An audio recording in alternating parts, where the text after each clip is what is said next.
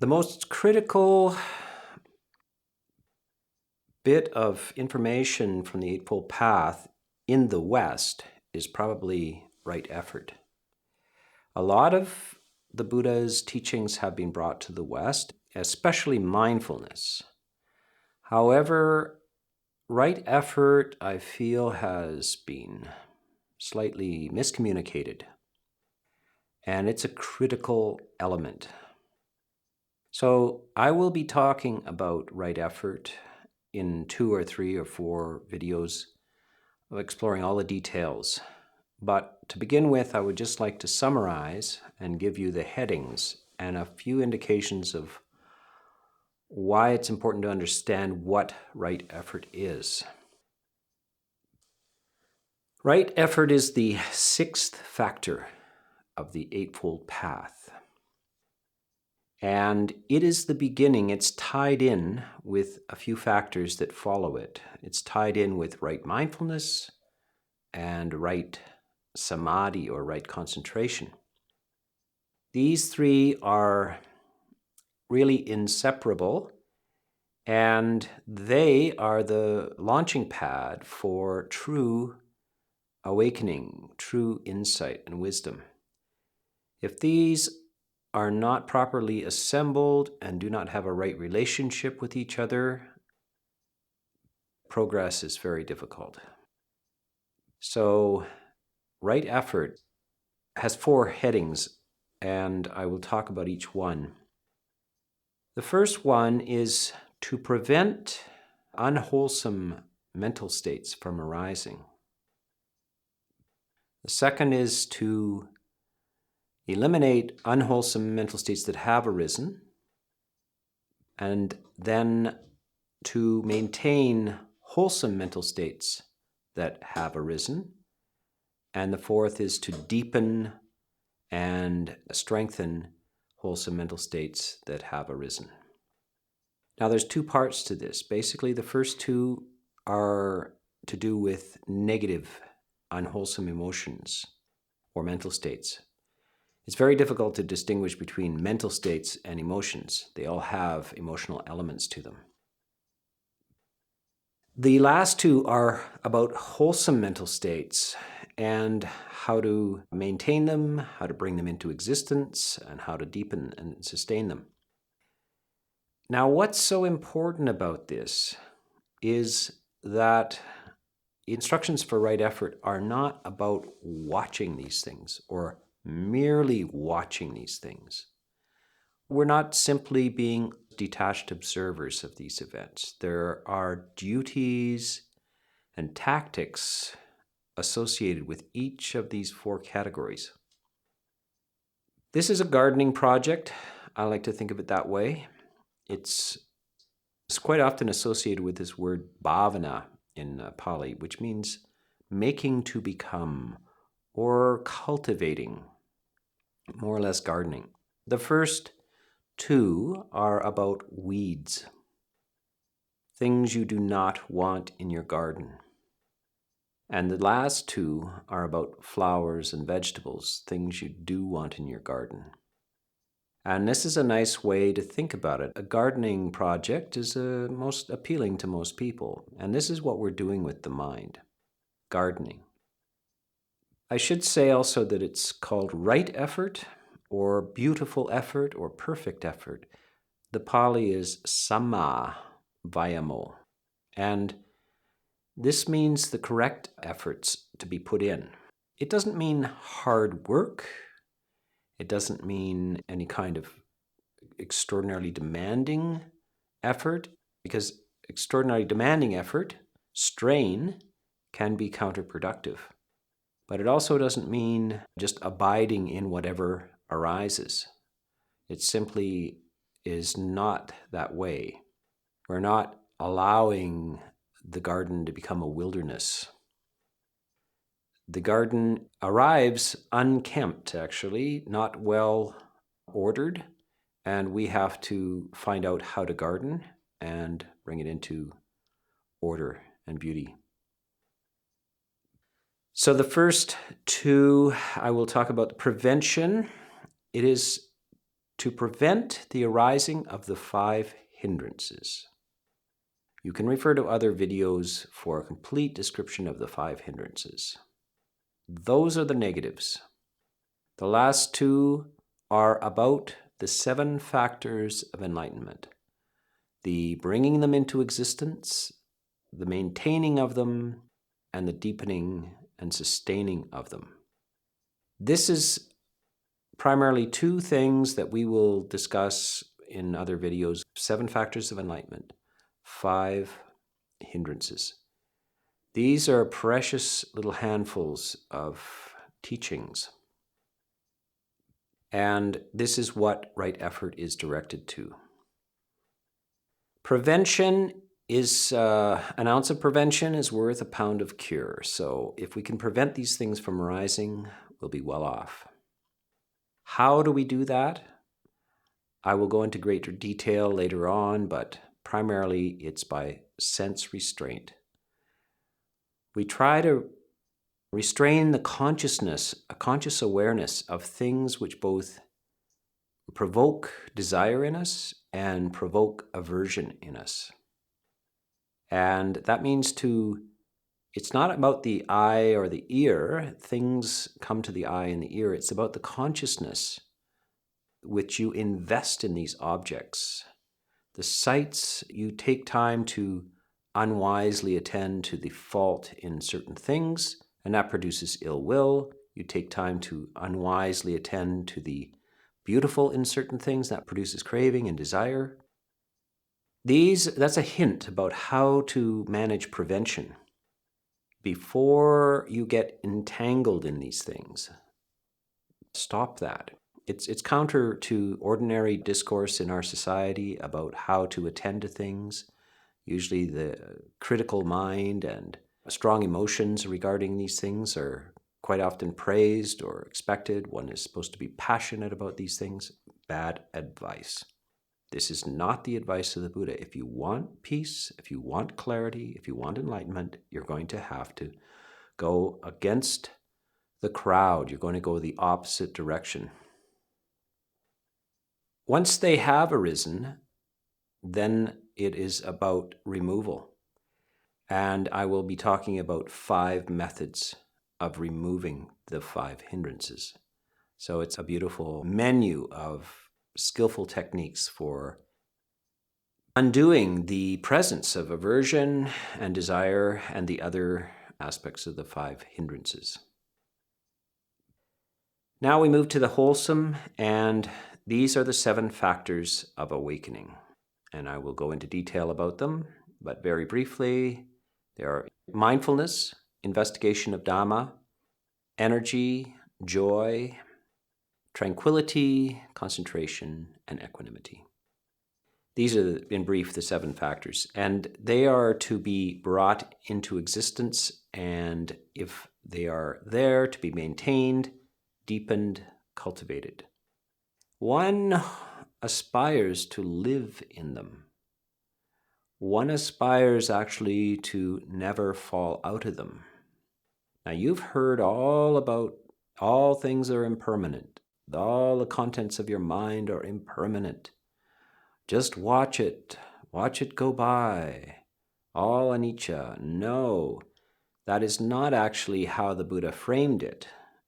It's not that any particular aspect of consciousness, whether it's wholesome or unwholesome, is devoid of instability.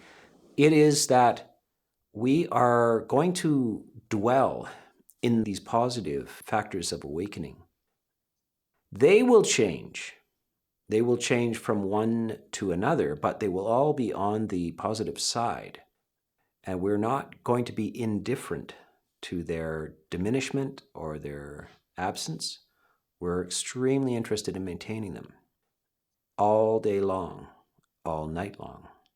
And we're extremely interested in ridding ourselves of the hindrances all day long, all night long. So this is just a summary, a beginning, an introduction to this, and I will be unpacking this whole extremely important element, which I believe has been misunderstood and misrepresented in many ways in importing the Dhamma to the West. We're talking about prevention today, and this is the first tactic of right effort. Basically, it's stop trouble before it starts. This is always the best situation when you're dealing with negative aspects of the mind, the emotional structure. So you have to also raise energy to do this. And the Buddha is very clear that you can raise energy. There's all kinds of philosophical schools that wonder whether anybody is actually free to change themselves or not. The Buddha is very much on the side that you can. You can make effort. And the Buddha says, I would not tell you to make effort if you couldn't. So there is an aspect of will involved, and there's an aspect of stirring up energy. So energy and effort are both involved in this soup. So he's making a demand on you. It's not just take a pill and you will change. This is something that you produce from within. And this kind of energy and effort has to be done early in the game. And that means that you've got to involve mindfulness. Because we're interested in stopping the rising of the 5 hindrances. If we can stop the rising, prevent the rising, then we will not have to deal with the tactics of removing, which will be in the next talk. So how do you do this? It's primarily through sense restraint. And this has to be explained. This is not really a matter of sensory deprivation. You're not going to walk around with your eyes closed or put earplugs in. There's certainly nothing wrong with low sensory experiences or sensory deprivation. That can be quite relaxing. But more or less, you're going to have to function in this world with your eyes open, your ears open, your nose and tongue and sense of touch will be experiencing the sensory world. So what do we mean by sense restraint? It's possible to not look at things and not listen to things, but when things fall in the spectrum of the sight, we have to ask mindfulness not to generate interest in either the fault or the beautiful in these objects. Now, this is advice which just goes against the general conversation, the general attitude of the world. We're supposed to be interested in everything and how ugly and problematic and critical things are and how beautiful and wonderful and exhilarating things are. This is the tone of conversation in the world. This is not the tone of conversation if you ever want peace in your life. It's not the way the world goes. It's in the opposite direction. And this is quite a shock to hear. Most people are perplexed. How do you live? What's the point of the exercise if you're not going to be invested in the ugly and the beautiful? How do you function? Actually, you will be experiencing a different type of beauty, the beauty of tranquility and peace in your emotional structure. It's not that we're trying to be dead or indifferent. We're trying to find a level of serenity which is untroubled by the world.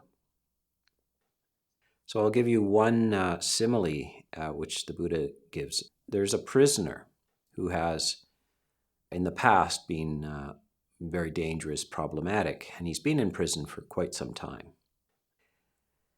The guards say, his sentence is coming up. Should we let him go or not? Or should we just execute him? The king says, let's find out whether he's reformed himself. Let's have him walk across a crowded fairground. And you know how in the crowded fairground, one of the reasons why they're there is to watch the most beautiful girl in the county dance on the stage. And that brings out the farmhands and the louts. And they tend to be drunk as well, and not a pleasant company. Now we're going to have that prisoner walk across the fairground, the crowded fairground, the beautiful girl dancing on stage and the louts in the audience, making rude remarks. Now, if he can do that without spilling a drop of a bowl of oil filled to the brim, he is free. Now, he's going to have to carry that bowl of oil filled to the brim and not spill a drop. That's how his attention span is required. And if he gets distracted by the girl on the stage or the louts in the audience, he's going to spill a drop. And I want one of you to walk behind him with a sword. He spills a drop, cut off his head. If he makes it across, he's free. So this is the heightened condition. The Buddha says, now monks, or any practitioner, that's the way to practice attention. The beautiful on one side, the ugly on the other side, you can't afford to be interested in. If you get lost in it, you lose your life. Of course, maybe for us, it's not the physical life that we lose. There is nobody with a sword behind us. But it's our possibility of the life of happiness and peace that we lose. If we don't understand how important it is to have enough attention span and mindfulness to stop with this endless tangle and magnetization. So basically, there's positive and negative in the magnetic field. And if you could be a type of metal which is not responsive to this, then you're unaffected by it. So you're depolarizing yourself from the beautiful and the ugly, which you're sticking to in both directions. Sometimes it's the same thing. You're in love with somebody and you're in a huge argument. You hate them. It's a love-hate relationship. It happens split seconds apart. Love, hate, love, hate, love, hate. This is a great trial. And of course, this is the nature of sorrow and suffering. So if we have a chance to transcend this, it's going to be through polished mindfulness and attention and wisdom. And the wisdom is, do I understand why I shouldn't engage in these things to begin with? Have I told my mindfulness not to do it? If you don't inform your capacity to attend, it won't do these things. But if you have sorted it out, thought through this, and seen the downside of this investing in negativity and the attraction, you then have wisely informed yourself. This is called wise attention, and it is the most powerful emotional support you can find for your search for happiness. So if you can manage to inform your mindfulness and then train your mindfulness to do this, you will experience a total transformation of life. You will have found the secret. And you might not even have to deal with these hindrances. But if you cannot stop trouble before it starts, I'm going to talk in another talk about how to stop it after it started. And that is the second part of this prevention or the removal of unwholesome mental states. The second aspect of right effort is removal. Once, if unfortunately the 5 hindrances have arisen, the Buddha is very, very keen, very clear and repetitive about this. The job of the meditator is to remove these things quickly, immediately. And if it takes effort, you must arouse that effort. This is a little in contra to ordinary discussions of observing what's going on and getting to know your dark side or your hindrances. This is not the teachings of the Buddha. He is extremely interested in immediately freeing yourselves from these things. The next question is how to do this. And he has a number of skillful instructions about this. And this is one of the most useful lists of what to do about negative mental states available. It would be good if it was spread more widely, even for non-meditators. So the first thing is that we have this series of hindrances. And the first method for removal of these hindrances is to choose a topic which is the opposite of the problem. So if you're experiencing anger, one way to remove that is to replace it. If you're filling yourself with goodwill, then anger has no opportunity or space to arise. And this is one simple method. So you can think for desire, the opposite of desire is the absence of desire. Now, there's two levels of that. One is repulsion, and the other one is neutrality. So for lay people, at least, one way to remove desire for a situation or an object or a person is to break it down into the four elements, that things are just made of substance, to de-glamorize the object that you're fascinated by.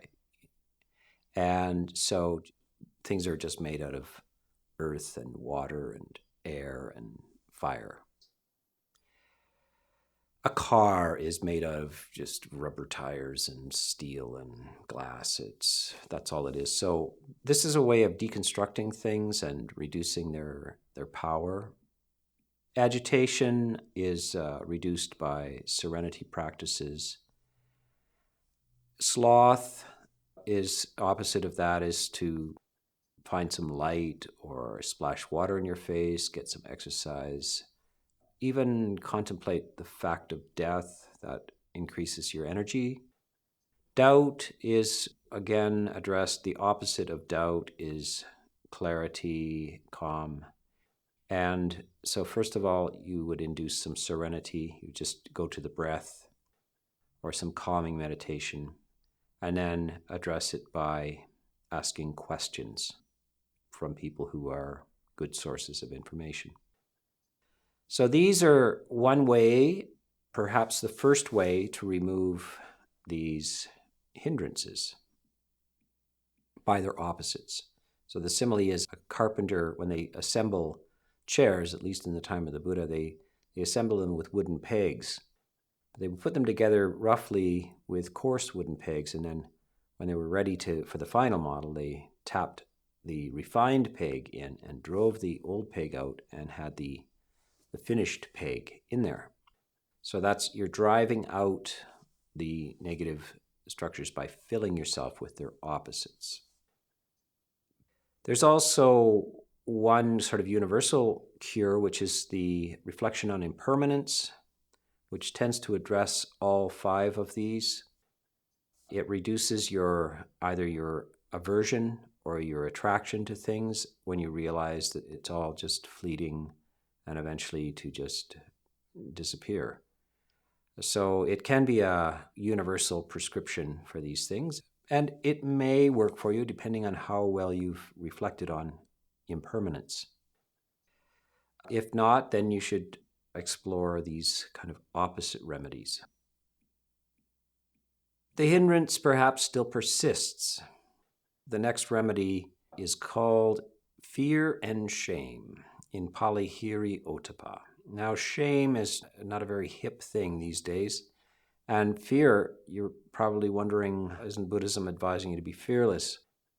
No, it's advising you to fear what should be feared. And what you should fear is for your own safety. So if these things come up, if you've got constant anger, desire, agitation, sloth, doubt, these things are harmful to you. And you should consider that if you keep this up, this is going to end badly. not well. And you should have high regard for your own safety and well-being. So you need to stir up a good deal of concern for where this is going. This is, people pick up all kinds of habits, and it starts lightly and almost innocently, and it ends in a very dramatic and bad way because they didn't have enough concern for themselves. So this fear is actually a form of concern for yourself. The next aspect is shame, which is the Buddha gives a simile of a young, beautiful person looking into a mirror, and they're ready to go out into society, and they discover that there's a dead snake hanging around their neck. This is repulsive, and it completely mars the beauty of that person. So also these characteristics mar the beauty of the mind. They mar your character. They put a stain on the possibilities of your personality. And so as a person would hastily remove that, so because of a certain amount of disgust for this, you're going to free yourself from these things. You're thinking, I'm not going to fly into a rage again. That just won't happen. That was not good for me. That was not good for anybody else. I'm not going to let greed carry me away over the boundaries of things. So these are ways of using fear and shame in a wholesome manner to keep you safe and well and to improve the beauty of your character. If that does not work, another way is distraction.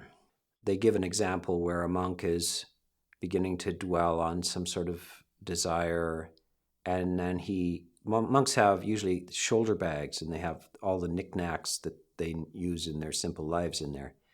So he takes out the shoulder bag and he sorts it all out. He puts out the needle and the thread and so forth, and he neatens it all up. And by the time he's finished putting that all back in, the unwholesome desire has left him. So it's a useful technique to have a few things on hand to help distract you from these things until they can subside. You could get up and do a little bit of housework, sweeping and polishing and dusting and so forth, and you could have something on you that needs rearranging that you just pull out at those moments when you need distraction from your own thing. You need a little box of disorganized buttons, pennies, and chewing gum, and you'll have to rearrange them in a nice order. The fourth method is the gradual method. This is obviously that the hindrance that your experience is sticky because the other three have not succeeded in bringing it to cessation. The simile here is a man is running and he thinks, why am I running? Why don't I walk? So he walks. Why am I walking? Why don't I sit down? He sits down. Why am I sitting? Why don't I lie down? He lies down. So you can see that the general idea here is to bring this down in stages. You can't go from running to lying down. There's too much energy in the hindrance. So it's got to be brought down in a gradual way. One method to initiate this, to get at least the first stage going, is to ask yourself, how did this start? Where did this start? What was the trigger, the first perception either of sight or sound that this came up? Now, it's a form of distraction again. You now have another place, an analytical place to go. This brings you back into a reasonable mood. Once you get that, okay, it started here, the emotion may still be there, but it's been reduced in its intensity. Then you can proceed to use other methods. You might go for a walk, read a book, talk to a friend, etc. This is bringing you down, and then finally you can come back to watching the breath, and that will be a way of dissolving it.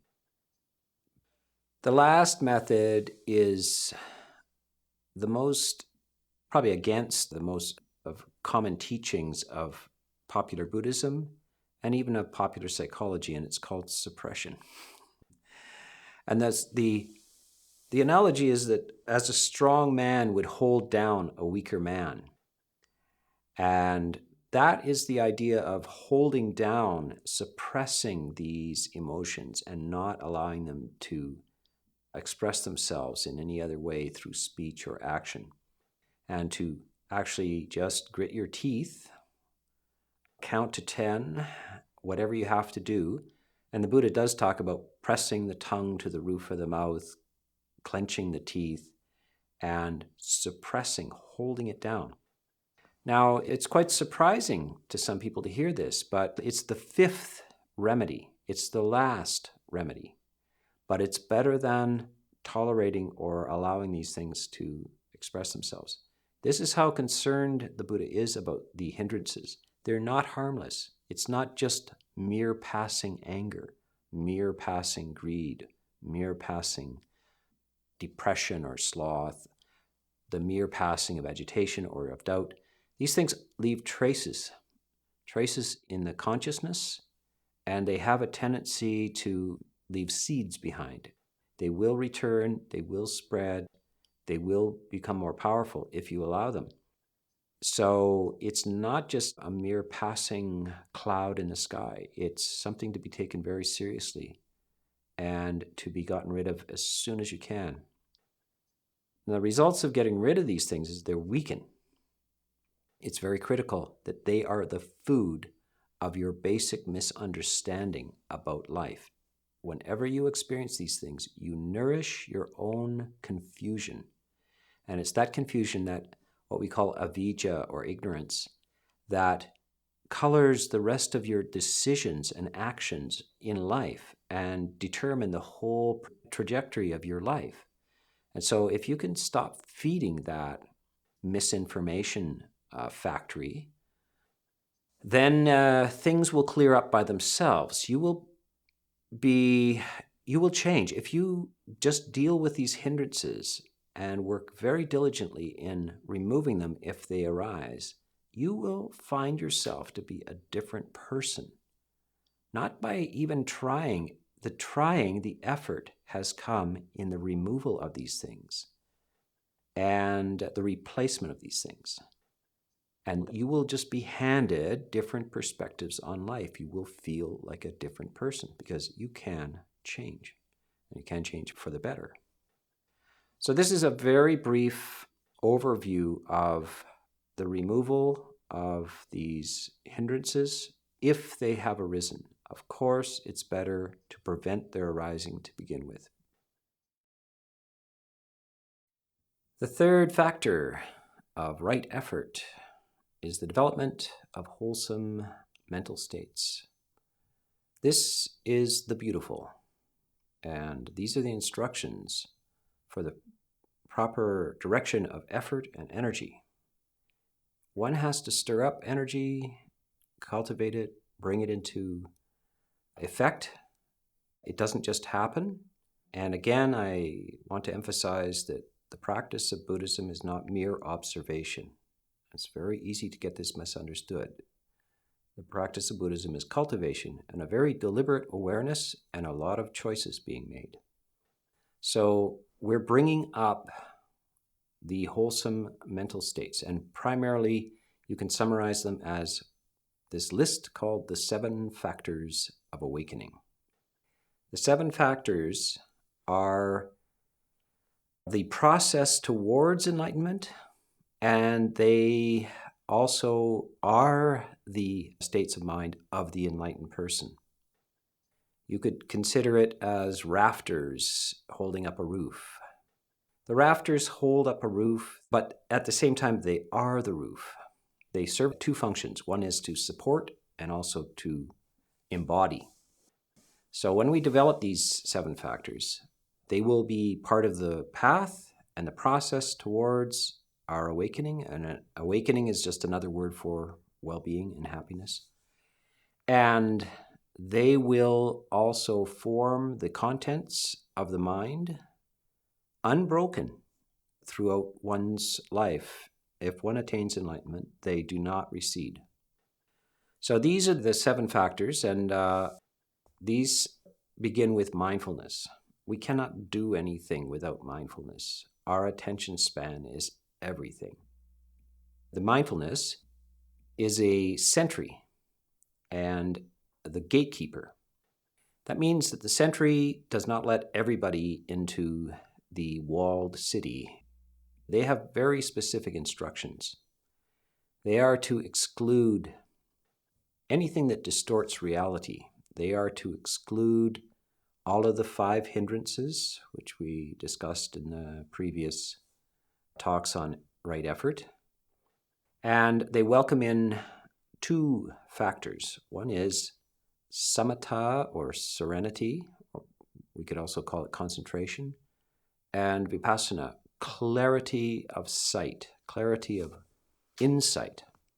These are the 2 that mindfulness welcomes in, and they form an accurate report of reality. So mindfulness is the first factor to be developed. As we do this, we use mindfulness then to investigate. So the second factor is the investigation of Dhamma. Dhamma in this case means not just the teachings of the Buddha, but it means reality. Another synonym for Dhamma is things, everything.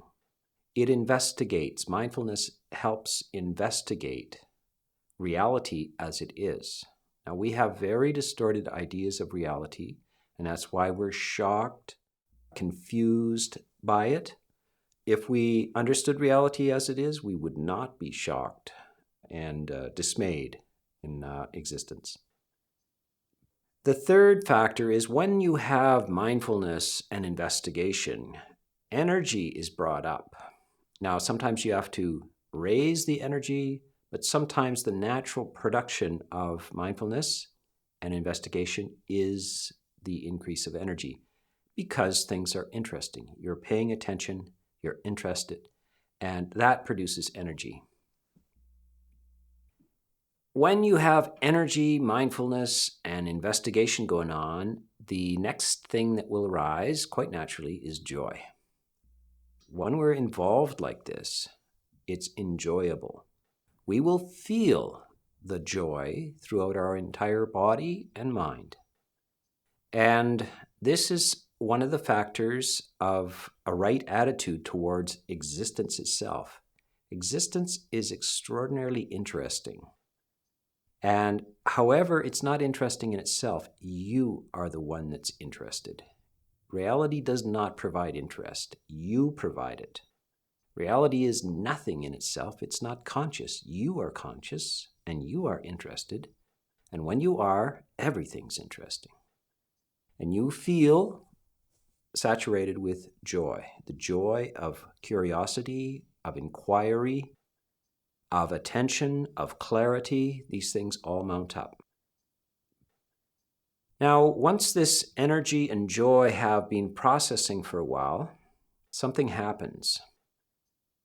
A certain tranquility comes over you. You've been now involved in it, and a serenity comes over you. This is the movement towards deeper concentration. This serenity is very beautiful. It doesn't mean that you're losing energy. The energy is there. It's less rapturous, and it has a flavor of serenity to it, tranquility to it. So that tranquility brings you to the edge of something, the 8th factor of the Eightfold Path, and that is samadhi. Samadhi is deep absorption, stillness, and extraordinary suffusion of well-being and happiness, both in the mind, the mental aspect, and in the physical aspect. It cannot be approached by the normal person. It's not a normal condition of mind. You're going to have to become above normal in your attention, your investigation, in your energy, in your joy, in your tranquility, has got to raise itself to the point where it enters into true and profound stillness. Now, this stillness is exquisite and super normal, but that is a factor of the enlightened mind, and it contributes to your progress towards that so that you have command of this and you don't regress. The final factor, if all of these things are successfully cultivated and are interacting together is a factor called upekkha, which we would translate as equanimity or beautiful and perfect balance. It's the kind of onlooking witness to things, a detached witness, but not an uncaring witness, one who's not disturbed by anything, has perfect sense of composure and balance. And this is the infusion of two aspects. One is just concentration. Concentration in itself, when one is deeply absorbed in things, one becomes exquisitely balanced and still. And this is a very beautiful and refined type of pleasure. It is also the nature of just wisdom. One can be active and investigative in the world, seeing things as they are and in motion, and at the same time exquisitely balanced. And this is wisdom-based equanimity, and the other one is concentration-based equanimity. So you'll see that the person who has these qualities can function perfectly in activity and also prefers to spend time in solitude. So this is one of the aspects of the cultivation of and development of these wholesome mental states. Solitude is required. You cannot be continuously interacting socially with other people and get some work done. You need to withdraw and look at the activities of the mind and direct them and redirect them again and again. So solitude, seclusion, and education. You need to understand what this Dhamma is about in order to know what to practice and how to practice. So this is extremely important that you understand. This requires withdrawal from the sensory world to cultivate these things, as any deep study does. You've all been to school for years and years. You know that you have to sit alone in a study room and concentrate sometimes. And you need to know how to do this and when to do this. So this is a form of study, but it's more observational, not just intellectual ideas. So this is the third factor of right effort, and it's very, very beautiful. We would call it cultivation. It's the part of the gardening where you plant your flowers and your fruit. And if you keep doing this and nurturing it, you will receive the abundance of this.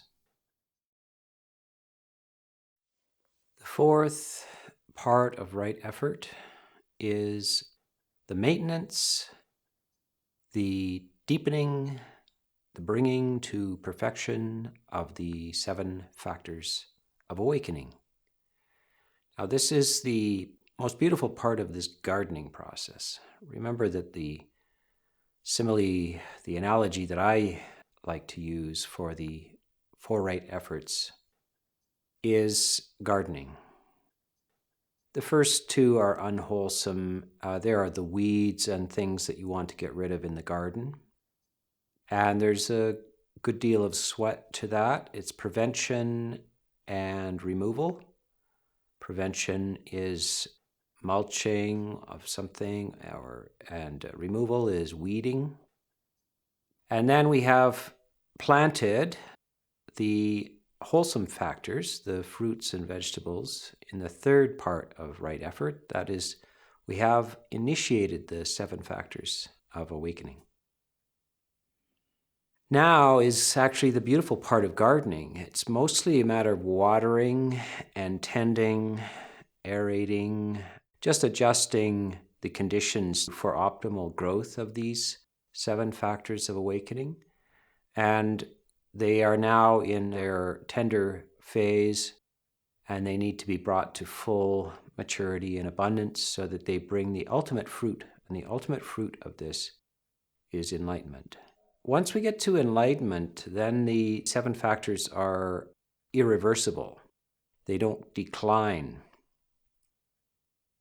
There are stages of enlightenment, and they need further development, but at some point here, they are no longer in danger of withering away.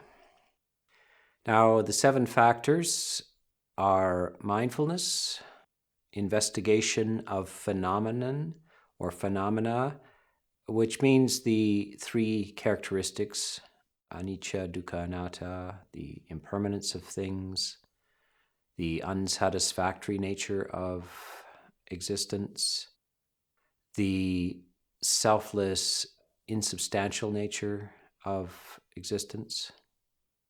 So these are what is being investigated with the development of mindfulness. Of course, mindfulness has to be trained. It's been brought into existence, but if you remember, it's the sentry. And that sentry gets better and better and better at its job. That is to prevent the entrance of the five hindrances and to allow the entrance of truth. And truth comes in the form of samatha and vipassana, that is serenity and insight. That is welcomed in, the five hindrances are removed. Now, this third factor is energy, and this also tells you the characteristic of Buddhism. Energy is probably the most frequently mentioned factor. That is that you can make effort. It's not coming from externals, and it's not going to arrive by accident. You actually have to stir up the effort and make the effort yourself. And there's lots of misdirection in a contemporary society about the nature of this. There's questions whether you can do anything about your condition, and the Buddha is very adamant. You can, and you should. And it's a beautiful practice, raising energy. This results again in joy, and joy is a very active, strong, and of course welcome emotion. If you ever have questioned whether Buddhism is kind of just a very serious and humorless experience, then no, it's not. Joy is profoundly cultivated and should be developed to its maximum. It will tend to naturally swing into serenity. Now, I like to use the analogy of gardening through the day. In the morning, organizing things, feeling the heat of the sun, working away. It's good exercise. There's a beauty, a joy. There's energy in this. But in the afternoon, when you're finished, you go up on the porch and wash your face, sit down, pour yourself a glass of lemonade. And as you sit on the porch looking at your garden, that energy that was put into it and the joy of the work in the morning is now subsiding into something called tranquility and serenity. Very natural that energy and joy are followed by tranquility and serenity. We don't want to do them in the reverse order, usually because serenity and tranquility can turn into sleepiness, drowsiness, or lack of energy. So usually serenity follows energetic joy.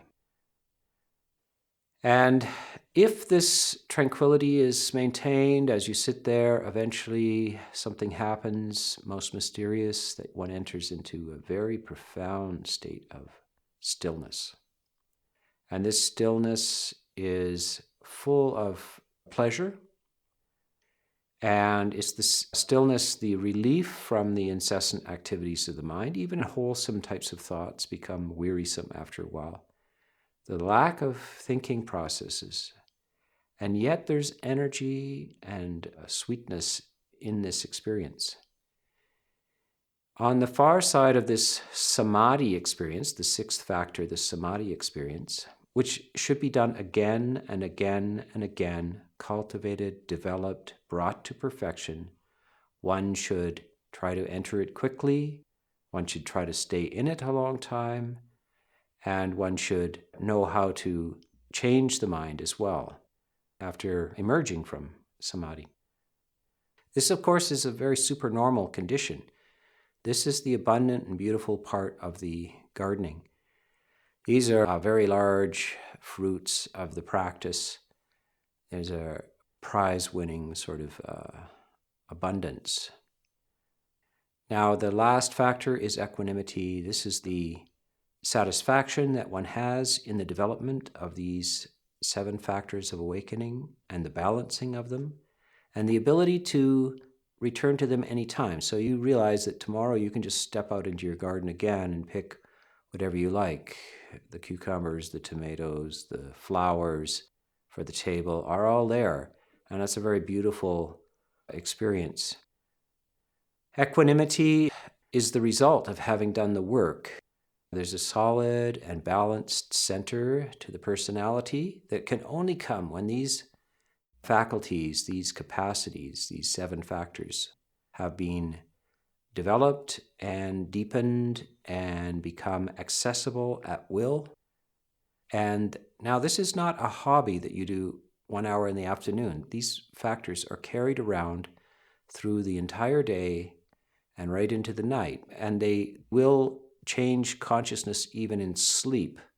In fact, they will transform the contents even of dreams. They will affect the experience of the body, both your own direct experience, but also the health of the body, how the body functions, the heart rate, the respiration rate are all changed by these factors of awakening. And so great transformations and a transformation of personality as well. You're no longer the same person. The enlightened person is not the unenlightened person. And so there is no core to personality. There is no intrinsic identity to any person. So the factors of the 5 hindrances are left behind, and the 7 factors have taken their place. And one is walking around with a new mind and a new being, and thinking in new ways and experiencing in new ways. And these ways are the height of the human possibilities. So I encourage all of you to aspire to this and to be inspired by this. I wish you success in the development of the 7 factors of enlightenment and their maintenance and deepening.